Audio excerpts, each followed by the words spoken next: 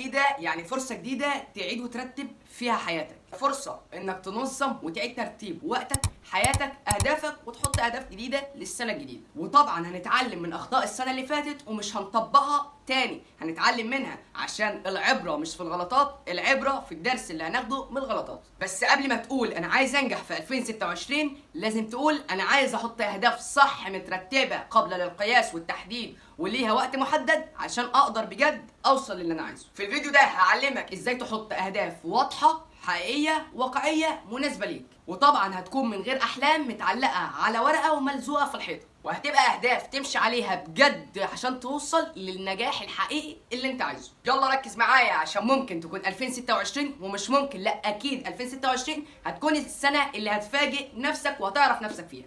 يلا بينا. السلام عليكم ورحمه الله وبركاته، ازيكم عاملين ايه؟ يا رب تكونوا بالف خير حبايبي واخواتي، كل سنه وانتم طيبين. قبل اي كلام لايك سبسكرايب تعليق لو زيك، ويلا بينا نخش على فيديو النهارده. ان انا اطلع اتكلم اقول لك ازاي تحط اهداف 2026، فاحب اقول لك انا اكتر الناس اللي انت ممكن تسمع منها النصايح، مش عشان انا متكبر او انا بكبر في نفسي او انا اشطر منك او انا احسن منك، لا والله العظيم. اللي انا مشيت عليه في 2025 ان انا الحمد لله منعت نفسي من عادات سيئة كتير جدا جدا جدا، انتوا اكيد فاهمينها، ومنعت نفسي من عادات اقذر منها، وبرضه مشيت على الاهداف اللي انا كنت حاططها، اسكت في التزامي في صلاتي، قراءة الكهف كل جمعة، الحمد لله. وبرضه زي ما قلت هفتح قناتين يوتيوب، فتحت قناتين يوتيوب وقلت هحقق نجاح على اليوتيوب، والحمد لله في 25 شخص دخلوا معايا المتابعة اونلاين واستفادوا جدا جدا جدا. فيلا بينا نحط الاهداف سوا، يلا بينا. بص يا صاحبي، احنا هنتكلم بالراحه وعلى مهلنا، ما تحاولش تتسرع وتقفل الفيديو. ليه؟ عشان عايز افهمك حاجه مهمه جدا جدا الناس كلها بتغفل عنها،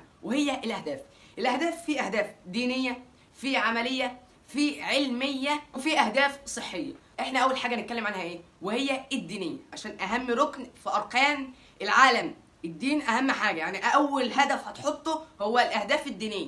اول جزء من الاهداف اهداف دينيه، بعديها هنحط الاهداف الدينيه. زي ايه؟ احنا هنحط الاهداف الدينيه، بعديها العلميه، وبعديها العمليه. ويلا بينا نخش على الفيديو النهارده. بص يا صاحبي، احنا قلنا ان احنا هنحط اول حاجه اللي هي الاهداف الدينيه.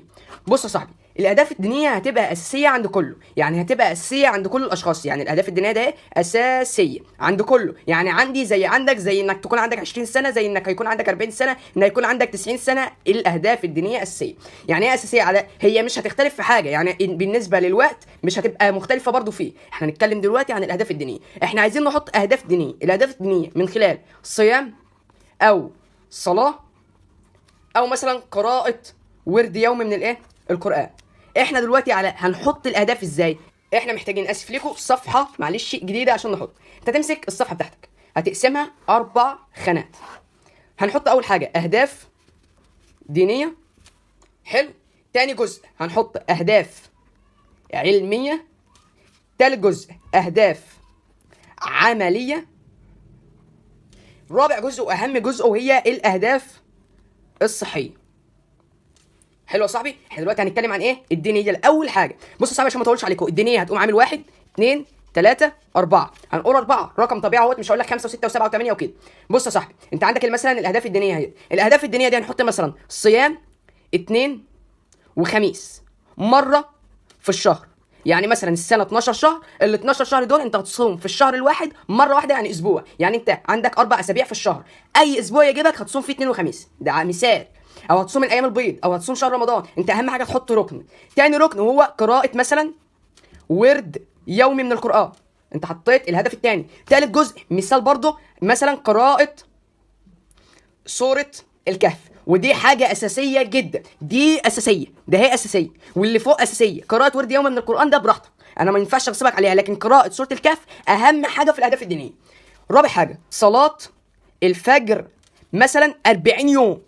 لازم تواظب على صلاه الفجر 40 يوم. لو ما واظبتش عليها 40 يوم لا مؤاخذه في الكلمه انت مش راضي، ما تزعلش مني، انا بتكلم معاك اخو. هندخل على الجزء الثاني وهي الاهداف العلميه. الاهداف العلميه مثلا علميه ده هي اللي هي الدراسه.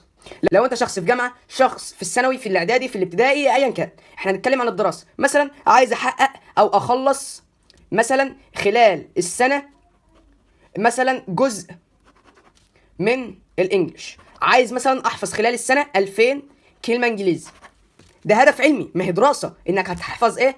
انجليزي، ما هو ده انجليزي، ده ماده اساسيه، او مش هقول لك ماده اساسيه، انا هقول لك دي حاجه اساسيه جدا. احب اقول لك ان الانجليزي هو العصر الجديد، يعني اللغه دي لغه العصر الجديد، مش هقول لك عربي، انا هقول لك الانجليزي لغه العصر الجديد. فمهم جدا جدا جدا انك تركز على ماده الانجليزي او اي ماده تانية. انا بقول لك الانجليزي اللي هي الاهداف العلميه، او قراءه مثلا كتب، قراءه كتب، اي كتاب متعه النجاح، او اي كتاب تاني زي اداره الوقت. نتكلم بقى على الاهداف هنتكلم بقى دلوقتي عن الاهداف العمليه، ودي اهم اهداف بالنسبه لي.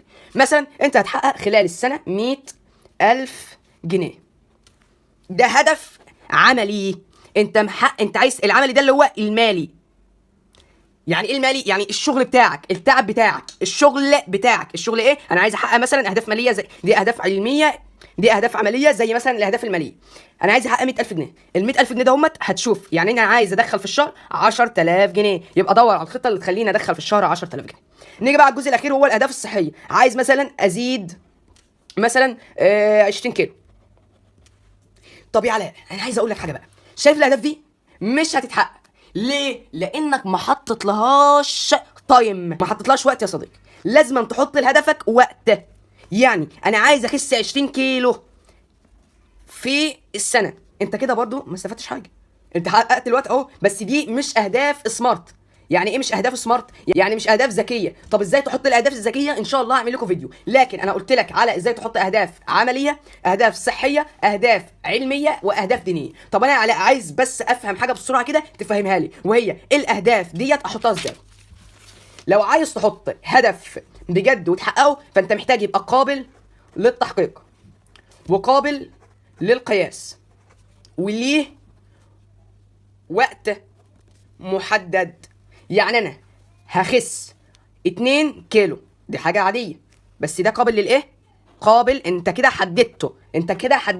طب انا كده حددته، ايه تاني انت حددته؟ ندور على الحاجه التانيه بقى، يبقى قابل للتحقيق. هنبص هو انا دلوقتي ان اخس 2 كيلو دي حاجه سهله ولا صعبه؟ حاجه سهله. طب انا احدد لها وقت. يلا بينا نحدد لها وقت. هنقول مثلا في اسبوع، يبقى انت ال 2 كيلو دي هي قابله للتحقيق، وقستها اللي هي 2 كيلو، وغير كده عملنا لها ايه؟ عملنا لها وقت محدد، الديدلاين بتاعها اللي هو الاسبوع. يبقى احنا حدد لها قابل للتحقيق، قابل للقياس، ليه وقت محدد. انت كده حققت هدف سمارت، كده الهدف الذكي بتاعك. وكده يبقى فيديو النهارده خلص. ما تنساش تحجز معايا في بتوع اونلاين، هكون على الرقم اللي نزل قدامك على الشاشه ده، وهيكون بسعر رمزي جدا اقل من نص دولار ب 25 جنيه، يعني ببلاش حرفيا. برضه ما تنساش تطور من نفسك على طور من ذاتك وتستكشف.